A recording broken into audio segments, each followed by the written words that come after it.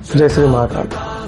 मंगेश यांचा एक प्रश्न मला आलेला की त्यांचा मुलगा त्यांना सोडून गेलेला आहे, तो कसा माझ्याकडे परत येऊ शकतो.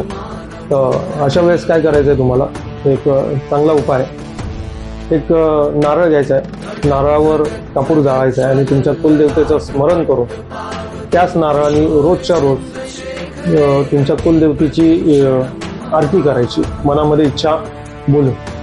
ही क्रिया तुम्ही कंटिन्यू 7 दिवस करा, तर तुमच्या घरातून कुठचाही व्यक्ती जर गेलेला असेल बाहेर, तो परत येण्याचे चान्सेस बनतात, योग बनतात.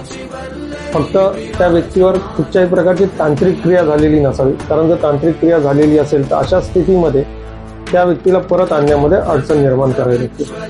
तर हा जो उपाय दिलेला आहे, हा सोपा साधा उपाय, कुलदेवतेची कृपा झाली तर तुमचा जो पण तुमच्या घरातला व्यक्ती आहे तो परत येईल.